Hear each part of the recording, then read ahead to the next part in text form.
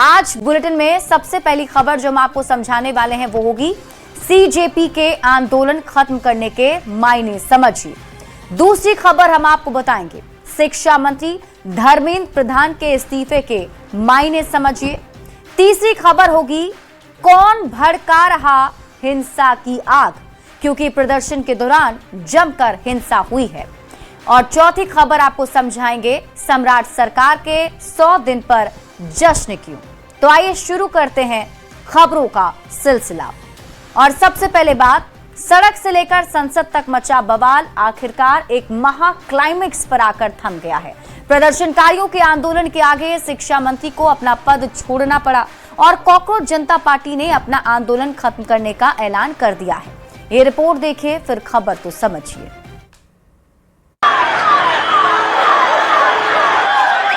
Paper leak और NEET के खिलाफ दिल्ली के जंतर मंतर पर चल रहा महा आंदोलन आखिरकार एक बड़े मोड़ पर आकर थम गया है। कॉकरोच जनता पार्टी ने सरकार के साथ सफल बातचीत के बाद अपना विरोध प्रदर्शन खत्म करने का ऐलान कर दिया है।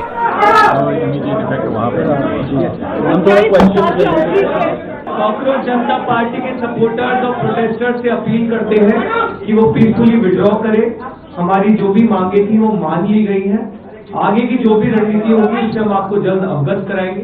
हमारा जो डिमांड चार्टर है वो हमने सरकार को सबमिट किया है, परसों कल सबमिट किया था, और सरकार से अगले 4 हफ्तों में फिर से हमारे डेलीगेशन की मुलाकात होगी उस डिमांड चार्टर को लेकर। लेकिन अभी हम तमाम हमारे जो भी सपोर्टर्स हैं, प्रोटेस्टर्स हैं, जो अलग अलग जगहों पर मौजूद हैं, जंतर मंतर पर मौजूद हैं, उनसे हम रिक्वेस्ट करते हैं कि पीसफुली विड्रॉ करें। एक तरफ दिल्ली से लेकर पूरे देश में छात्र प्रदर्शन कर रहे थे और दूसरी तरफ बंद दरवाजों के पीछे चल रही थी एक बहुत बड़ी सियासी डील। आखिरकार सरकार छात्रों के भविष्य को देखते हुए प्रदर्शनकारियों की मांगे मान ली। शिक्षा मंत्री को जाना पड़ा। केंद्रीय मंत्री जेपी नड्डा और जितेंद्र सिंह के साथ पार्टी के प्रवक्ता सौरभ दास और आशुतोष रांका ने संयुक्त प्रेस कॉन्फ्रेंस कर इसकी जानकारी दी।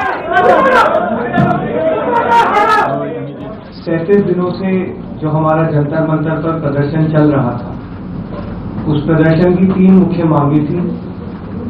धर्मेंद्र प्रधान जी का इस्तीफा, जो भी लीगल केसेस प्रोटेस्टर्स पे, ऑर्गेनाइजर्स पे फाइल किए गए हैं, उन एफआईआर को, उन केसेस को विड्रॉ किया जाए और कोई भी फ्यूचर केसेस प्रोटेस्टर्स या ऑर्गेनाइजर्स के साथ ना के अगेंस्ट ना लिए जाए।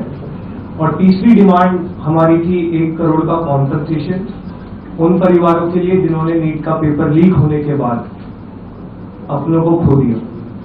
साथ साथ जो हम लोगों की दूसरी मांग थी कि सारे एफआईआर्स जो सारे प्रोटेस्टर्स के खिलाफ फाइल किए गए हैं अभी तक, सिर्फ दिल्ली में नहीं लेकिन सारे बीजेपी रूल्ड और बीजेपी एलाइड स्टेट्स में वो एफआईआर विड्रॉ हो जाए, ये भी हमारी सेकंड मांग थी।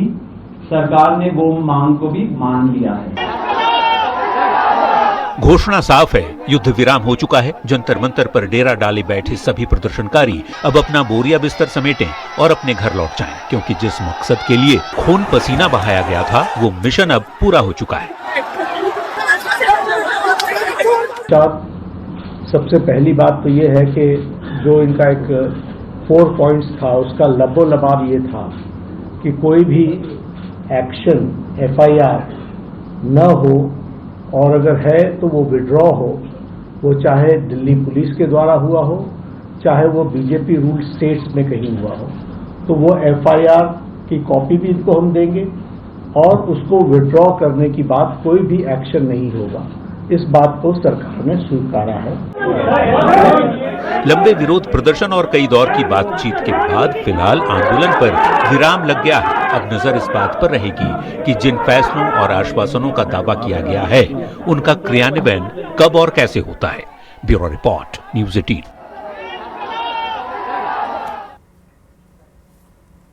तो सीजेपी की तरफ से आंदोलन खत्म करने का ऐलान कर दिया गया है। अब आपको सीजेपी के आंदोलन खत्म करने के मायने समझाते हैं, पूरी खबर समझिए।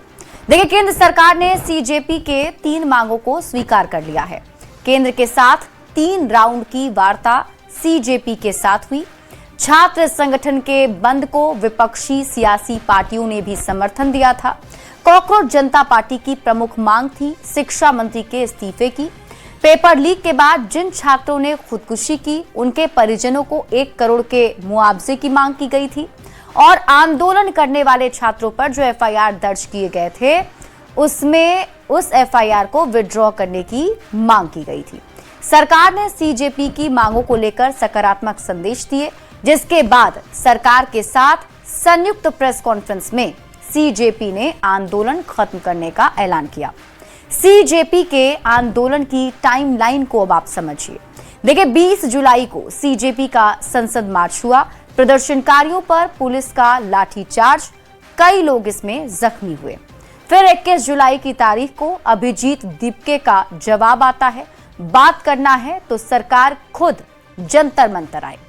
इसके बाद 22 जुलाई को सोनम वांगचुक बोले, सरकार से भरोसा मिला तो अनशन तोड़ दूंगा।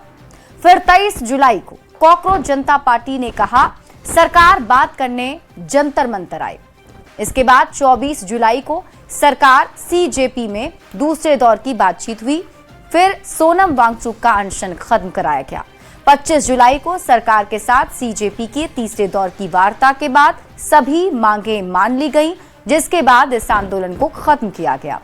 अब शिक्षा मंत्री पद से धर्मेंद्र प्रधान के इस्तीफे के मायने को आप समझिए। देखिए, शिक्षा मंत्री पद से धर्मेंद्र प्रधान के इस्तीफे के मायने आप ऐसे समझिए कि लंबे समय बाद किसी केंद्रीय मंत्री ने छात्र आंदोलन के दबाव में इस्तीफा दिया है।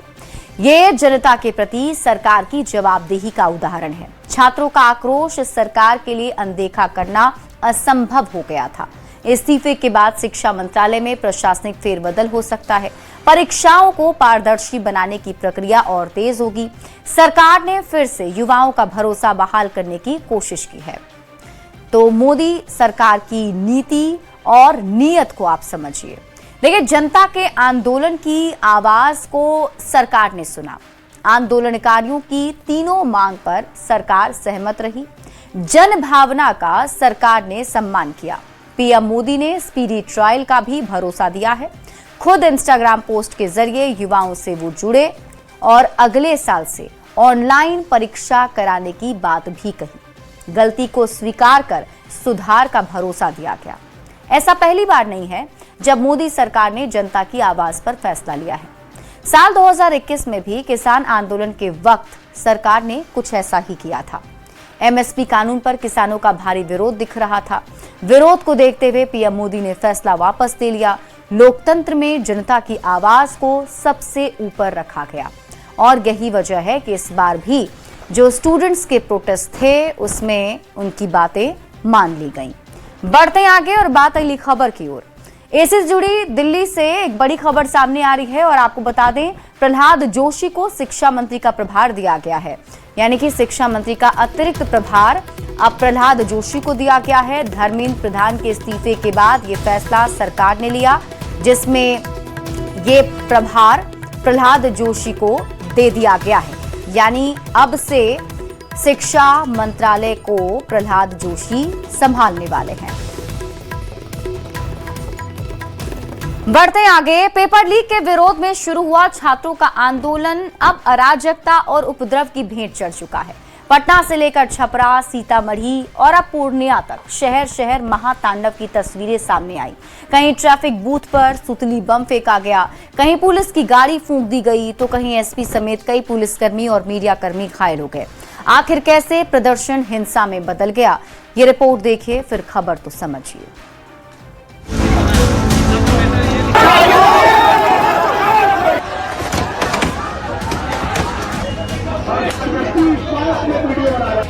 ये तस्वीरें किसी जंग के मैदान की नहीं, बिहार के अलग अलग शहरों की हैं, जहां नीट पेपर में हुई धांधली ने पूरे देश को सुलगती हुई भट्टी में झोंक दिया है।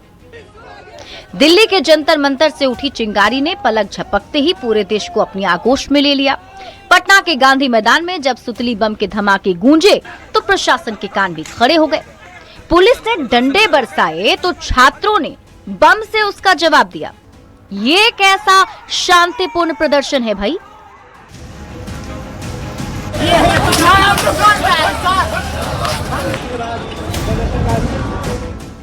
अब आइए सीतामढ़ी चलते हैं, जहां छात्रों का अलग ही तांडव देखने को मिला है। खाकी की इज्जत को तो सड़क पर रौंद डाला गया, उग्र भीड़ के पथराव में खुद एसपी अमित रंजन लहूलुहान हो गए।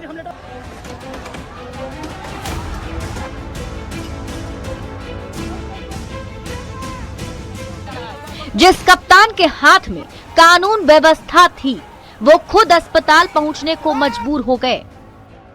सवाल ये है, क्या ये छात्र थे या छात्रों की आड़ में छिपे पेशेवर उपद्रवी?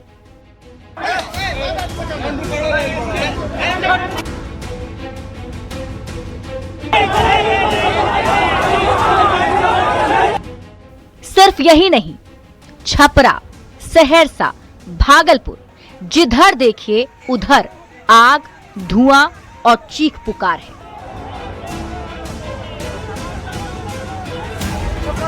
छपरा में पुलिस की गाड़ी को फूंक दिया गया, तो सहरसा में रेलवे का फाटक तोड़कर कानून को ठेंगा दिखा दिया गया।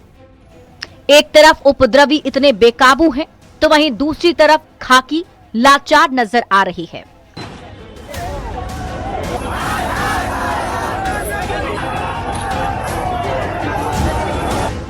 उधर औरंगाबाद में पुलिस जवान सीधे निशाने पर रहे, चारों तरफ से पत्थर बरसे। हालात ऐसे बने कि पुलिस और प्रदर्शनकारियों के बीच खुला टकराव देखने को मिला। कई पुलिसकर्मी और मीडिया कर्मी घायल हो गए। बेतिया के मोहर्रम चौक पर पुलिस पर पथराव हुआ, तो भागलपुर के स्टेशन चौक पर भी वही हंगामा।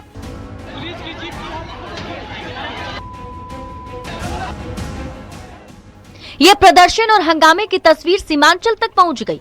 पूर्णिया का आसमान भी धुएं और पत्थरों से पट गया। प्रशासन लगातार माइक से हाथ जोड़कर छात्रों से लौटने की अपील करता रहा, लेकिन उपद्रवी नहीं माने। धीरे धीरे डिस्पर्स हो, अपनी बात को रखी, प्रशासन तक पहुंचा दिया, मीडिया तक पहुंचा दिया। तब जाकर पुलिस ने समझावन देवता यानी लाठी का इस्तेमाल किया।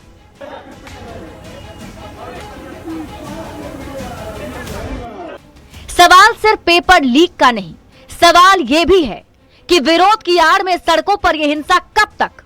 भविष्य सुधारने के लिए निकले युवाओं के हाथों में पत्थर किसने थमाए? क्या ये महज पेपर लीक का गुस्सा है या शांति व्यवस्था को सुलगाने की कोई गहरी साजिश?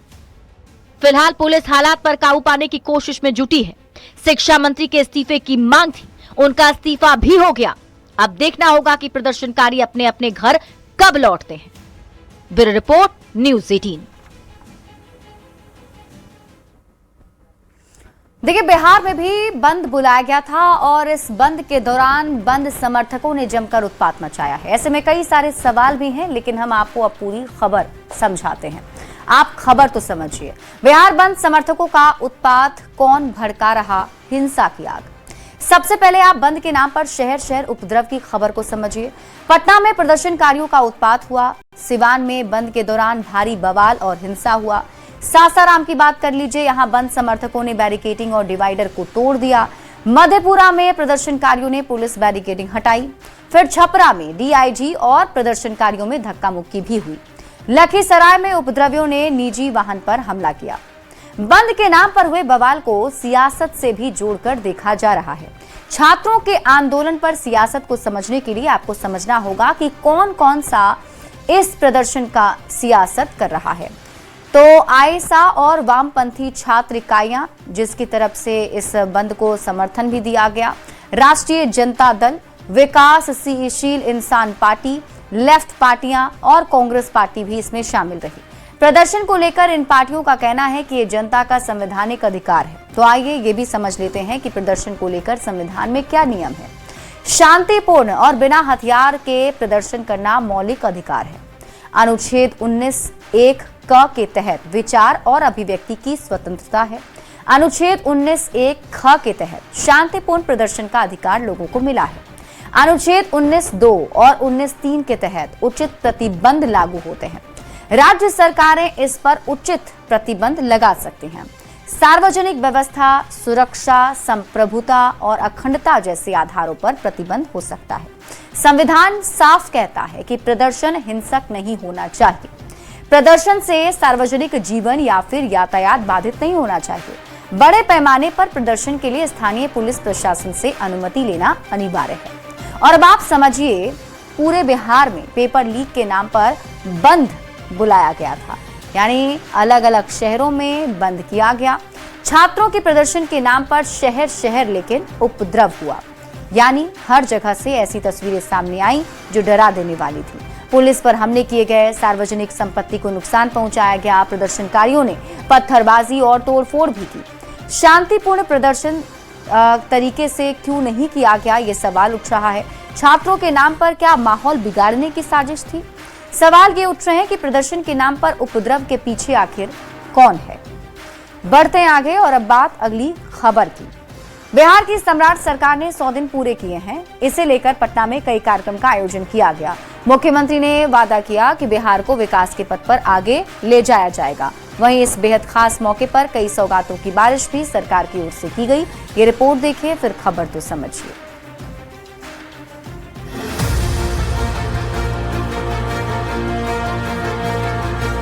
सम्राट सरकार ने 100 दिन पूरे कर लिए हैं। इस मौके पर पटना के बीआईटी मेसरा में कार्यक्रम का आयोजन किया गया, जिसमें पूरा कैबिनेट एक मंच पर शामिल नजर आया। इस मौके पर अपने संबोधन में मुख्यमंत्री सम्राट चौधरी ने कहा कि नीतीश कुमार के विजन के आधार पर बिहार विकास के पथ पर तेजी से बढ़ रहा है और जहां भी समस्या है उसे दूर किया जा रहा है। विकसित बिहार के लिए सरकार कोई कोर कसर नहीं छोड़ेगी। 100 दिन मेरे मुख्यमंत्री काल के हुए और इसका नेतृत्व देश के यशस्वी प्रधानमंत्री जी जो विकसित भारत की कल्पना करते हैं और बिहार के पूर्व मुख्यमंत्री श्री नीतीश कुमार जी जो समृद्ध बिहार की कल्पना करते हैं, उनके दिखाए रास्ते पर आज बिहार आगे बढ़ रहा है। साथियों, सम्राट सरकार के 100 दिन पूरे होने के बाद शिक्षा विभाग और उच्च शिक्षा विभाग ने अपनी कई महत्वपूर्ण उपलब्धियां गिनाई। शिक्षा सचिव ने कहा कि अगले 100 दिनों में और बड़ी उपलब्धियां हासिल होंगी। राज्य के सभी प्रखंडों में उच्च शिक्षा की सुविधा के लिए 211 डिग्री कॉलेज खोले गए। विश्वविद्यालयों में असिस्टेंट प्रोफेसर की बहाली के लिए विज्ञापन भी जारी किया गया। बिहार सरकार के द्वारा लगातार इस बात पे बल दिया जा रहा है कि शिक्षा की आधारभूत संरचनाओं में सुधार हो, उसकी गुणवत्ता में सुधार हो। और इस कड़ी में खास तौर से जो ग्रामीण क्षेत्र में, सुदूरवर्ती इलाके में जो हमारे बच्चे बच्चियां रह रही हैं, और अगर मैं उच्च शिक्षा की बात करूं तो 211 डिग्री कॉलेज खोलने की जो शुरुआत हुई है, यह एक दूरगामी पहल है। बिहार में सम्राट सरकार ने अपने 100 दिनों के कार्यकाल में बड़ा फैसला लेते हुए कुल 551 मॉडल स्कूल का तोहफा भी दिया है, जो सरस्वती विद्या निकेतन के नाम से खुला है। राजधानी पटना में भी 10 मॉडल स्कूल खोले गए हैं। अब यहाँ के बच्चे और शिक्षक काफी गौरवान्वित महसूस कर रहे हैं। ये फायदा है कि शिक्षण की जो नीतियां हैं वो बदल गई हैं, बहुत अच्छी हो गई हैं और एआई की पढ़ाई होने से छात्र लाभान्वित होंगे। पटना में एलएनजेपी अस्पताल के नए भवन का उद्घाटन भी किया गया। 400 बेड वाले नए भवन को 215 करोड़ की लागत से बनाया गया है। ये हड्डी रोग का सबसे बड़ा अस्पताल है। 6 मंजिला सुपर स्पेशलिटी अस्पताल पटना के राजवंशी नगर में है। इसमें अत्याधुनिक ऑपरेशन थिएटर के साथ आईसीयू, रेडियोलॉजी की भी सुविधा है। साथ ही फिजियोथेरेपी, ट्रॉमा और इमरजेंसी वार्ड भी है। न्यूज 18 के लिए पटना से रजनीश कुमार के साथ विनीता मिश्रा की रिपोर्ट। तो सम्राट सरकार के 100 दिन पूरे हो गए हैं और इन 100 दिनों के भीतर सरकार की क्या उपलब्धियां रही हैं, इसकी बातें बताई जा रही हैं। हम आपको अब पूरी खबर समझाते हैं। आप समझिए, सम्राट सरकार के 100 दिन पर जश्न क्यों। देखिए, 24 जुलाई को सम्राट सरकार ने 100 दिन पूरे कर लिए। कई विभागों में सरकार ने बड़ी बड़ी घोषणाएं की। मुख्यमंत्री ने शिक्षा से लेकर स्वास्थ्य विभाग तक पर जोर दिया। सम्राट सरकार के 100 दिन पूरे होने के बाद कई ऐलान किए गए। सभी प्रखंडों में 211 डिग्री कॉलेज खोले गए। प्रदेश में 551 मॉडल स्कूल का तोहफा दिया गया। 100 दिन के भीतर कई विकास योजनाओं का उद्घाटन भी किया गया। मिशन मोड में काम करने की कोशिश का संदेश सरकार दे रही है। अब आप समझिए, सम्राट ने क्यों नीतीश मॉडल की बात कही।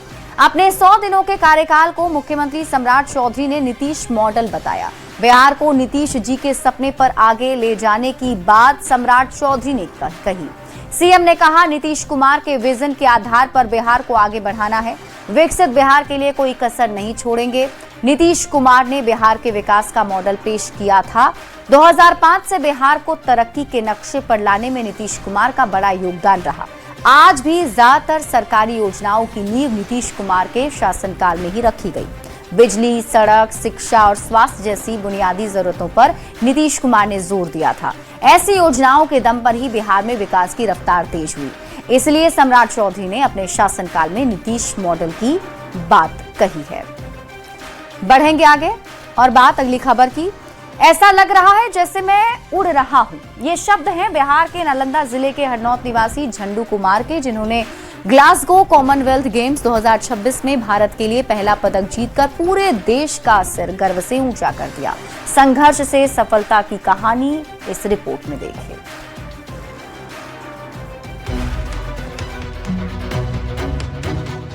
ये सिर्फ एक कांस्य पदक नहीं है, बल्कि संघर्ष, आत्मविश्वास और सपनों की जीत की कहानी है। नालंदा जिले के हरनौत निवासी अंतर्राष्ट्रीय पैरा पावर लिफ्टर झंडू कुमार ने कॉमनवेल्थ गेम्स 2026 में पुरुषों की 72 किलोग्राम स्पर्धा में 190 किलोग्राम वजन उठाकर कांस्य पदक जीत लिया। इसके साथ ही उन्होंने भारत के लिए इस प्रतियोगिता का पहला पदक भी दिलाया और इतिहास रच दिया। देश और दुनिया आज इस विजेता की सफलता को देख रही है, लेकिन इनका संघर्ष इससे बड़ा है।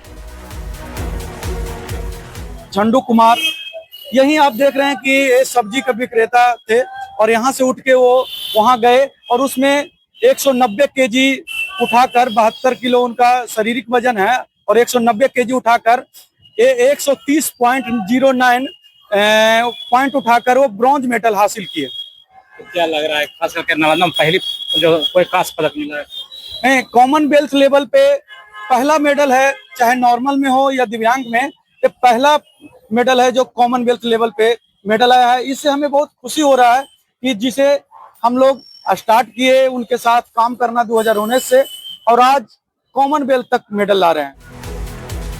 सिक्के के हमेशा दो पहलू होते हैं, वैसे ही झंडू कुमार के संघर्ष की भी बड़ी कहानी है, जिसके लिए आपको जानना जरूरी है कि आखिर कौन है अंतर्राष्ट्रीय पैरा पावर लिफ्टर झंडू कुमार। झंडू कुमार नालंदा जिले के हरनौत के रहने वाले हैं। 5 साल की उम्र में ही पोलियो से प्रभावित हो गए। आर्थिक तंगी में इनका पूरा बचपन बीता। 1990 केजी वजन उठाकर इन्होंने ब्रॉन्ज मेडल हासिल किया है और भारत को पहला पदक दिलाया है। झंडू कुमार की सफलता इसलिए भी खास है क्योंकि इनके माता पिता आज भी हरनौत में सड़क के किनारे सब्जी बेचकर परिवार चलाते हैं। सीमित संसाधनों के बावजूद बेटे के सपनों को उन्होंने कभी टूटने नहीं दिया। यही संघर्ष आज पूरे बिहार और देश के लिए गर्व की वजह बन गया है। तो आज आपका बेटा जो झंडू कुमार जो है गेम्स में जो कांस्य पदक जीते हैं, तो कैसा लग रहा है? बहुत बढ़िया लग रहा है, अच्छा लग रहा है। आप तो सब्जी बेचते फुटपाथ पर? हाँ, हम तो सब्जी बेचे रहे, हम इसी सब काम किए हैं, वहाँ तक ले गया, इसी कमाई से। तो क्या लग रहा है कि बेटा और आगे बढ़े? आगे बढ़े, बढ़िया बात है, अब बढ़ ही रहा है, ऐसी बात नहीं है। आप तो विदेश में जाके खेल रहे हैं? हाँ, खेल रहा, खुशी हो गया एकदम हमको। तो आप सब्जी भी बेचती है यहाँ पर? कितना दिन से सब्जी बेच रहे हैं? यहाँ से बेच रही है, अब सुइये से बेच रही है। गरीब इतना ही हो कि कुछ घर के ठिकाना नहीं है। कितना बेटा है आपका? 4 गो लेते, वो बर्बाद हो गए, 3 गो है। तो 3 में कौन है झंडू? छोटा है एकदम, सबसे छोटा। झंडू कुमार की इस ऐतिहासिक उपलब्धि पर पूरे देश से बधाइयों का सिलसिला जारी है। प्रधानमंत्री नरेंद्र मोदी ने उनकी सफलता को देश के लिए गौरव का क्षण बताया, तो वहीं बिहार के मुख्यमंत्री सम्राट चौधरी ने कहा कि झंडू कुमार ने अपने अदम्य साहस, संघर्ष और संकल्प से साबित कर दिया कि कठिन परिस्थितियां कभी भी बड़े सपनों की राह नहीं रोक सकती। उन्होंने कहा कि झंडू की ये उपलब्धि देश के युवाओं और खिलाड़ियों के लिए हमेशा प्रेरणा बनेगी। नालंदा की धरती से निकली ये कहानी आज हर उस इंसान के लिए संदेश है जिसके सामने मुश्किलें हैं लेकिन सपने अब भी जिंदा हैं। झंडू कुमार ने बता दिया कि मंजिल तक पहुंचने के लिए अमीरी नहीं, मजबूत इरादे चाहिए। आज उनका कांस्य पदक सिर्फ उनके गले में नहीं बल्कि पूरे बिहार और पूरे भारत के सम्मान का प्रतीक बन चुका है। नालंदा से न्यूज़ 18 के लिए अभिषेक कुमार की रिपोर्ट।